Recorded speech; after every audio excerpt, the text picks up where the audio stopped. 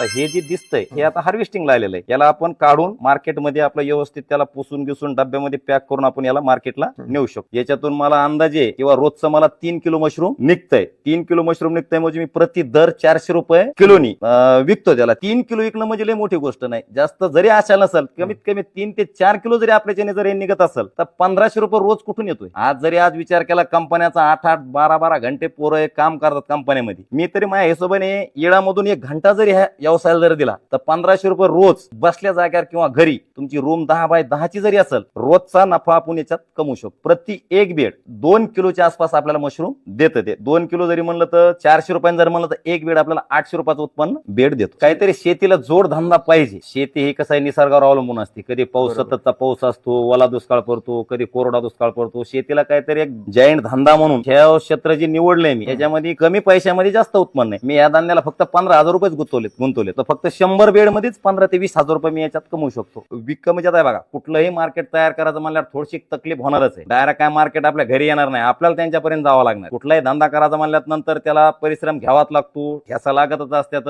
मित्रांनो, माझ्या बाजूला तुम्ही आता जे बघत आहात हे आपण मशरूम बऱ्याच ठिकाणी तुम्ही पाहिलं असेल हे मशरूमचे बेड आहेत आणि या ठिकाणी मशरूमची शेती केली जाते. आपण बऱ्याच वेळा म्हणतो शेतकऱ्यांना आपल्या शेतामध्ये उत्पन्न मिळत नाही किंवा शेतीमधनं उत्पन्न न मिळाल्यामुळे शेतकरी कर्जबाजारी होत आहेत. परंतु शेतीला एक जोड व्यवसाय म्हणू शकतो किंवा शेतीला एक जोडधंदा म्हणून आपण मशरूम शेतीचा एक चांगला पर्याय होऊ शकतो आणि त्या संदर्भात आपण या व्हिडिओमध्ये माहिती घेणार आहोत. माझ्या बाजूला तुम्ही या ठिकाणी जे बघत आहात जवळपास 150 ते 200 मशरूमचे बेड आहेत आणि या ठिकाणी हे तुम्ही पाहू शकता की हे मशरूम या ठिकाणी लागलेले आहेत. खूप चांगल्या पद्धतीने मशरूमचे या ठिकाणी उत्पन्न शेतकरी घेत आहेत.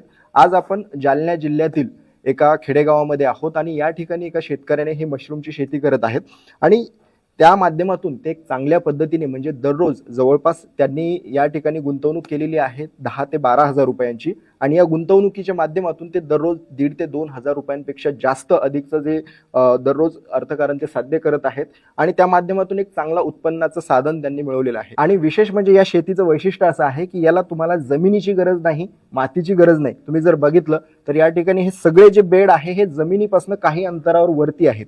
म्हणजे तुम्हाला शेतीची गरज नाही. अगदी तुम्ही गावखेड्यात असाल कुठे जरी असला तरी तुम्ही ही शेती करू शकता.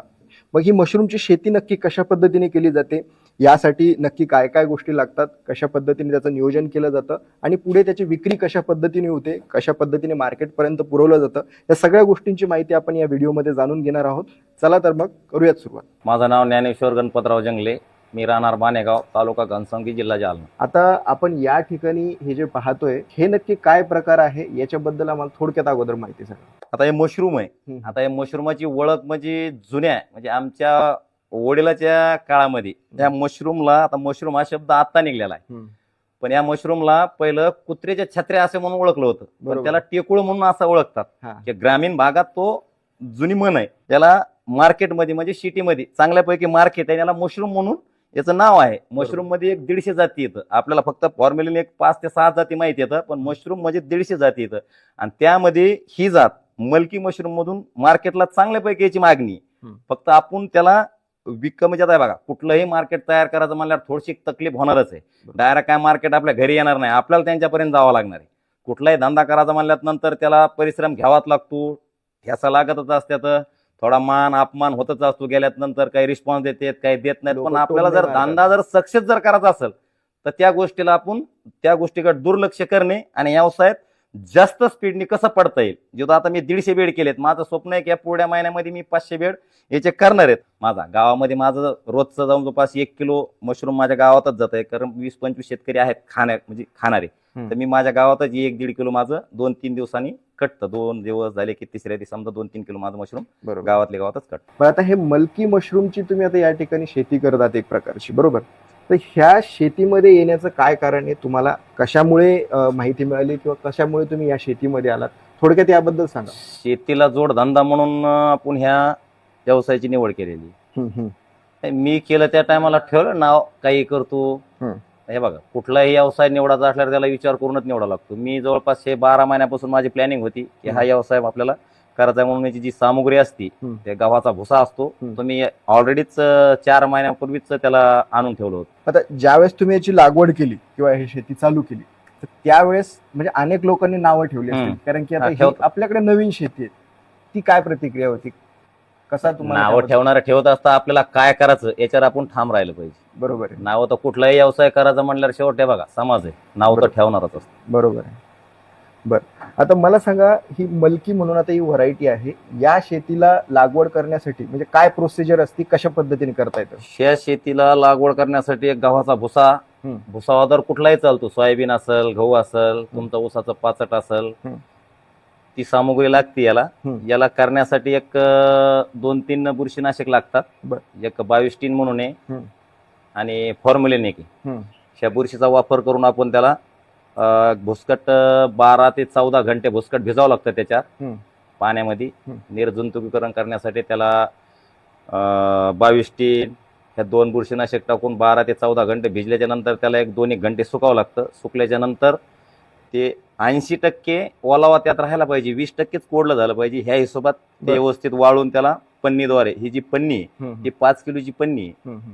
ह्या पन्नीमध्ये 2-2 इंचावर त्याचे लेअर, जी स्मॉन म्हणजे त्याचं बी, जे मशरूमचं बी आहे त्याला स्मॉन म्हणतात, ते स्मॉन 2-2 इंचावर टाकून ही पन्नी भरून तिला 18 दिवस एक बंद रूम मध्ये ठेवावं लागतं. बरं, आता याची थोडक्यात आम्हाला ते रचना सांगा. आता हे टांगलेलं कशामुळे आणि कॅरी बॅग मध्ये का टाकलं जातं, याची गरज काय आहे, आणि दोरीने आपण जे बांधलेलं आता हे स्ट्रक्चर बद्दल थोडक्यात अगोदर सांगा. हे टेक्चर म्हणजे खाली जी बुरशी आहे जमिनीची, ही बुरशी येणेकरून तिच्यावर अटॅक काही करू नये म्हणून आपण ते जमिनीपासून 1 फूटभर अंतरावर त्याला आपण ठेवतो. नंतर कुठलीही बुरशी त्याच्यावर अटॅक करत नाही. बरं.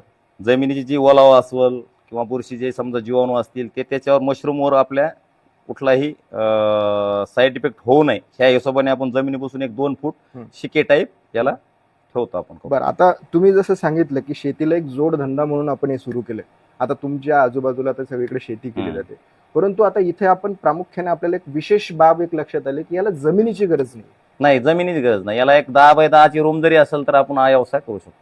बरं, म्हणजे याला माती आणि जमिनीची गरज नाही, काही गरजच नाही. साध्या माझ्याकडे 150 टक्चर आहेत, पण येणाऱ्या एका महिन्यामध्ये आपण याला 500 टक्चर करणार आहोत. हे बेड आपण 500 पर्यंत नेणार आहोत. बरं, आता तुम्ही जसं सांगितलं की शेतीला आपल्याला जोडधंदा पाहिजे, तर तुम्ही जे पिकं घेत होता त्या पिकाच्या माध्यमातून तर तुमचं उत्पन्न येत असेल. हो, खूप येतं उत्पन्न. मग तुम्हाला ह्या जोडधंद्याची काहीतरी शेतीला जोडधंदा पाहिजे. शेती ही कसं आहे, निसर्गावर अवलंबून असते. कधी पाऊस, सततचा पाऊस असतो, ओला दुष्काळ पडतो, कधी कोरडा दुष्काळ पडतो. शेतीला काहीतरी एक जॉईंट धंदा म्हणून हे क्षेत्र जे निवडलंय मी, याच्यामध्ये कमी पैशामध्ये जास्त उत्पन्न आहे. मी या धंद्याला फक्त 15,000 रुपयेच गुंतवलेत, पण मी महिन्याला एक 15 ते 20,000 रुपये याच्यात कमवू शकतो. फक्त 100 बेड मध्येच 15 ते 20,000 रुपये मी याच्यात कमवू शकतो. कारण याचे रेट मार्केटमध्ये मी जे विकतो, एक 200 ग्रॅमचा एक डब्बा आहे, तो डब्बा मी 100 रुपये प्रमाणे विकतो आणि ठोक मध्ये 250 रुपये किलोने माझ्याकडून जालना या ठिकाणी मी विकतो त्याला. 10 ते 20,000 रुपये लय मोठी सामुग्री लागत नाहीये. 10-15,000 रुपयामध्ये हा व्यवसाय सुरू होतो. आणि हे व्यवसाय तुम्ही जसा वाढी जाल तसे याच्यात इन्कमिंग आहे. याला खर्च काहीच नाही, मेहनत तर बिलकुलच काही नाही. फक्त मेहनत म्हणजे 4 दिवसाची मेहनत याला. ज्या दिवशी आपल्याला बेड बनवायचे त्याच दिवशी फक्त 3 ते 4 दिवसात आपण जर 50 बेड बनले तर 50 बेड मध्ये आपण 10 ते 12,000 रुपये महिन्याला कमवू शकतो. 50 बेड बनत जर असतील तर लय झालं, माझ्या हिशोबाने 5 ते 6,000 रुपयाला 50 बेडला खर्च आहे. खर्च म्हणजे फक्त त्याच्या ब्याचाच खर्च आहे, स्मॉनचा. भुसकट घरीचे राहिल्या, दोरीला काय जास्त किंमत नाही. आणि एक गाजाची कडी आहे, ही मला वाटतं काहीतरी 50-55 रुपये किलो पद्धतीने. एक जर कडीचं बॉक्स घेतलं तर त्याच्यात 25 बॅग येतात. 25 कड्या जर आल्या तर त्यात 300 ते 350 रुपयाला त्या कडीची किंमत आहे. म्हणजे 350 रुपयामध्ये 25 कड्या येतात. खर्च सुद्धा जास्त नाही. 5 ते 6,000 रुपयामध्ये आपण हा व्यवसाय 50 बेडला सुरुवात करू शकतो, करता येतं. बरं, म्हणजे तुमचं म्हणणं आहे की केवळ 15,000ची तुमची गुंतवणूक आहे आणि तेवढ्या गुंतवणुकीमध्ये 15 ते 20,000 रुपये महिना कमवू शकतो याच्यात. बरं, आता आपण येऊयात याच्या सुरुवातीवरती. म्हणजे सर्वसाधारण एखाद्या शेतकऱ्याला जर याची शेती करायची असेल तर ती कशा पद्धतीने सुरू केली जाते? शेतीला जास्त गुंतवणूक नाही आणि टाकाऊपासून टिकाऊ वस्तू तयार करायच्यात आपल्याला. हे भुसकट जी आहे, हे गव्हाचा भुसकट प्रत्येक शेतकरी फुकूनच देतो. ते जनावर सुद्धा खात नाहीत त्याला. तर तेच भुसकट आपण स्टाक केलं.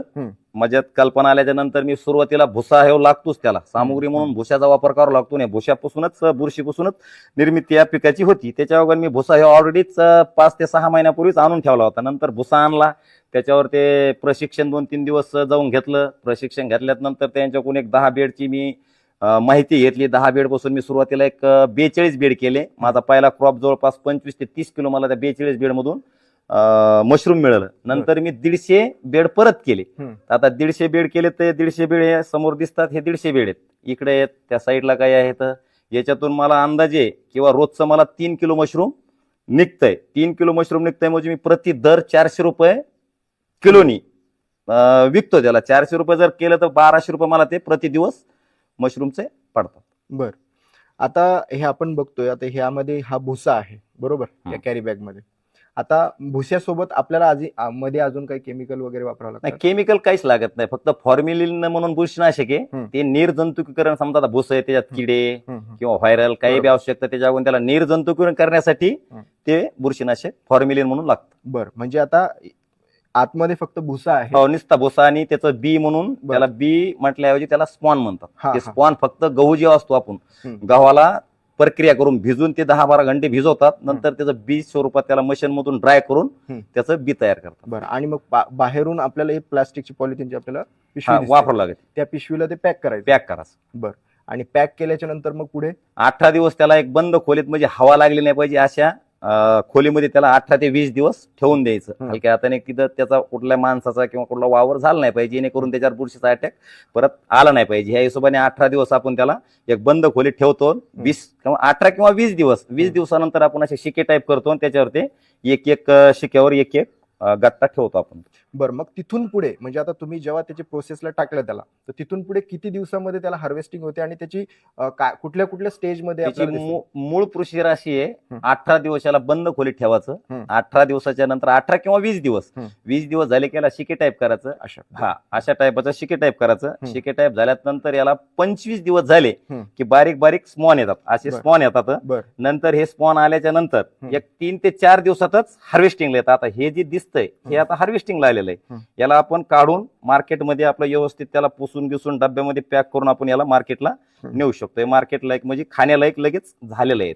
बरं, म्हणजे आता हे किती दिवसामध्ये आता हे 3 दिवसामध्ये, ज्या टायमाला स्मॉन बाहेर येतात, बी जसं आपण सरकीचं बी आहे, एकदा त्यांनी जमिनीच्या वर आलं की 3 दिवसात त्याची हार्वेस्टिंग येते. 3 किंवा 4 दिवसात त्याची हार्वेस्टिंग म्हणजे डायरेक्ट खायला येते. बरं, 3 दिवसामध्ये आता याला तुम्हाला हार्वेस्टिंग करायची आणि पॅकिंग करून मार्केटला घेऊन जायचं. बरं, आता सगळ्यात महत्वाचा मुद्दा, ज्यावेळेस शेतकऱ्यांनी लागवड केली किंवा शेतकऱ्यांनी याची शेती करण्याचा विचार केला तर ह्या माध्यमातून तर माहिती मिळाली. परंतु आता हे सगळ्यात महत्वाचं आहे की याचं विक्री नियोजन कसं? कारण की आता आपण बघितलं आपला हा जो परिसर आहे हा ग्रामीण भाग आहे आणि सर्वसाधारणतः ग्रामीण भागामध्ये याची तेवढी चर्चा नसते या शेतीची, परंतु शहरी भागामध्ये हॉटेल इंडस्ट्रीमध्ये आपण जर बघितलं तर सगळ्यात जास्त डिमांडिंग गोष्ट जी आहे तर ती व्हेजिटेरियनसाठी मशरूम. तर मग तिथपर्यंत मार्केट तुम्ही कसं मिळवलं? बघा, मशरूम कुठलाही धंदा करायचा म्हणल्यावर थोडा त्रास होतोच. बरोबर, धंदा कुठलाही असो, तुम्ही हॉटेल असेल, तुम्ही कुठलाही व्यवसाय करा, लगेच टाकल्या आपल्याला त्याचं जे मार्केटिंग आहे ती स्वतःच तयार करावं लागते. तुमचे मित्र कंपनी असेल, तुमचं सोशल मीडिया असेल, त्याचा जेवढा आपल्याला वापर करता येईल तेवढा आपण त्या सोशल मीडियाचा वापर केला पाहिजे, जेणेकरून आपले मित्र असतील, पाहुणे असतील, रावळे असतील, सगळे याला ऍड झाल्याच्या नंतर हे 3 किलो विकणं म्हणजे लई मोठी गोष्ट नाही. जास्त जरी आशा नसेल, कमीत कमी 3 ते 4 किलो जरी आपल्याच्याने जर निघत असेल तर 1500 रुपये रोज कुठून येतोय? आज विचार केला कंपन्याचा 8-8, 12-12 घंटे पोरं काम करतात कंपन्यामध्ये, याला पगार काय असतात 10,000 रुपये, म्हणजे 300 रुपये रोज पडतो याला, 300-350 रुपये. मी तरी माझ्या हिशोबाने येळामधून 1 घंटा जरी ह्या व्यवसायाला जर दिला तर 1500 रुपये रोज बसल्या जाग्यावर किंवा घरी तुमची रूम 10 बाय 10ची जरी असेल तर त्याच्यामध्ये आपण 1000 ते 1500 रुपये पर्यंत रोजचा नफा आपण याच्यात कमवू शकतो. याच्या सामग्रीसाठी काय खर्च लागत नाही, फक्त बी म्हणून स्मॉन लागतं.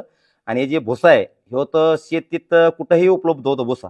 याला काय म्हणजे फेकून देणार भुसा असतो तोच आपण त्या उपयोगित आणायला लागलो की उपयोगित आणायला लागलो, म्हणजे याच्यापासून डायरेक्ट बुरशीपासूनच हे मशरूम तयार होतं. याला कुठलंही रासायनिक खत नाही, कधी फवारणी नाही, फक्त पाणी आणि मशरूम म्हणजे पन्नी, ह्या 2 सामुग्रीपासूनच हे बुरशीपासून निर्माण झालेलं मशरूम आहे. याला कुठलंच रासायनिक फवारणी लागत नाही. म्हणजे अगदी कमी खर्चामध्ये दिवसभरामध्ये तुम्हाला अगदी नगण्य खर्च आपण म्हणू शकतो. एकाच वेळेस तुमचा जवळपास 10 ते 15 हजाराचा खर्च आहे. त्यानंतर दररोज आपण जवळजवळ 1,500 ते 2 हजारांपर्यंत एका दिवसामध्ये जाऊ शकतो आपण. बरोबर, नफा कमवू शकतो त्यामध्ये. बरोबर. बरं, आता ह्याचं तुम्ही विक्री कुठे कुठे करता? मी आता याची विक्री संभाजीनगर, जालना, इकडे गेवराई मार्केट जवळ आहे आम्हाला. गेवराला काय जातं, संभाजीनगरला जातं, जालन्याला जातं. आता हे ठोक मध्ये जर म्हणलं तर 250 रुपये प्रति किलो मला याचा भाव भेटतो. बरं, आणि सुट चिल्लर मध्ये जर द्यायचं चिल्लर मध्ये जर दिलं तर मी 400 रुपये प्रमाणे 800 ग्रॅम म्हणजे 100 रुपयाला 200 ग्रॅम पद्धतीनं डब्बा आहे पार्सल म्हणून, त्या डब्यामध्ये पॅक करून मी 100 रुपयाला 200 ग्रॅमचा डब्बा पोच करतो. बरं आता मला एक म्हणायचंय की आता एक वेळा आपण आता ही कॅरी बॅग पॅक केली, मग याच्यातनं किती दिवस पुढे किती आपल्याला याच्यातनं उत्पन्न घेता येतं? ही बॅग सुरुवातीला केल्याच्या नंतर हिला 25 दिवसानंतर स्मॉन यायला लागतात. 25 दिवसांनी पहिले हार्वेस्टिंगची 5 दिवसात, 20 दिवसाच्या नंतर 5 दिवसांनी हार्वेस्टिंग होती. एकदा याची हार्वेस्टिंग केली की याला परत 8 दिवसांनी ह्या स्थितीत परत त्याला मशरूम यायला सुरुवात होती. म्हणजे एक बेड जर आपण लागवडीपासून जर म्हटलं तर कम्प्लीट 2 महिन्याची कालावधी आहे. एक फुटण्यासाठी 1 महिना धरून चला साधारण, आणि ज्या टायमाला त्याला स्मॉन येतात किंवा मशरूम खायला येतं तिथून परत 1 महिना, म्हणजे अशी याच्यात 3 ते 4 हार्वेस्टिंग आपण करतो. प्रति एक बेड 2 किलोच्या आसपास आपल्याला मशरूम देतं. ते 2 किलो जरी म्हणलं तर 400 रुपयांनी जर म्हणलं तर एक बेड आपल्याला 800 रुपयाचं उत्पन्न बेड देतो. बरोबर आहे. प्रेक्षकांनो, म्हणजे सगळ्यात महत्वाचं यांचं म्हणणं आहे की ज्यावेळेस बेड फॉर्मिंग केली जाते जसं त्यांनी सांगितलं त्या पद्धतीने, तर एक वेळा आपण ही बेड फॉर्मिंग केली तर तिथनं पुढे 2 महिन्यापर्यंत तुम्हाला 800 रुपयांपर्यंत एका बेडमधून एका बेडमधून 800 रुपये बेड पुन्हा आपल्याला वापरात येतो नाही, की पुन्हा आता डायरेक्ट याचं गांडूळ खत होतं. शिव बेड ज्या टायमाला आपण 2 महिन्याच्या नंतर याला साईडला ठेवतो, तिथं ठेवलाय तसा, तिथून डायरेक्ट उचलून आपण त्याला ते बॅग आणलेले गांडूळ खताच्या, त्या याच्यामध्ये काडी कचरा टाकून आपण त्याचे गांडूळ खत तयार करू शकतो. म्हणजे हा बेड सुद्धा पुढे वाया जात नाही, त्याचं सुद्धा खतच होतं. बरोबर आहे. तर प्रेक्षकांनो, आपण या ठिकाणी बघू शकता जवळपास आता हे तुम्हाला 100 ते 150 बेड आपल्याला दिसत आहेत, आणि यासाठी केवळ 15,000च्या खर्चामध्ये हे सगळं स्ट्रक्चर तयार झालेलं आहे. आणि अगदी सोप्या पद्धतीचं स्ट्रक्चर आहे. कमी गुंतवणूक तर आहेच, परंतु यासाठी मेहनत सुद्धा कमी आहे. जी लागणारी मेहनत आहे ती केवळ 3 दिवसाची आहे. 3 दिवसाच्या मेहनतमध्ये तुमच्या अशा पद्धतीचे बेड तयार होतात, आणि त्यानंतर मग तुम्हाला हे मशरूम जे आहे ते हार्वेस्टिंग होतं. एका आपल्याला बेडमधनं जवळजवळ 800 रुपयांपर्यंत पण आपल्याला मिळू शकतं. आणि सगळ्यात महत्त्वाचं म्हणजे तुम्ही अगदी गावाखेड्यात असाल किंवा शहरात असाल किंवा अगदी कुठेही असाल, ही शेती करणं अगदी सोपं आहे. आणि सगळ्यात महत्त्वाचं त्यामध्ये वैशिष्ट्य असं आहे की या शेती करण्यासाठी तुम्हाला जमिनीची गरज नाहीये. त्यामुळं ही शेती करणं सध्याच्या कंडिशनमध्ये जसं दादांनी सांगितलं त्या पद्धतीने आपल्याला शेतीला एक जोडधंदा म्हणून एक चांगला पर्याय निर्माण होऊ शकतो. त्यामुळे तुम्हाला या शेतीबद्दल कुठले प्रश्न असतील तर तुम्ही आम्हाला कमेंटमध्ये विचारू शकता. धन्यवाद.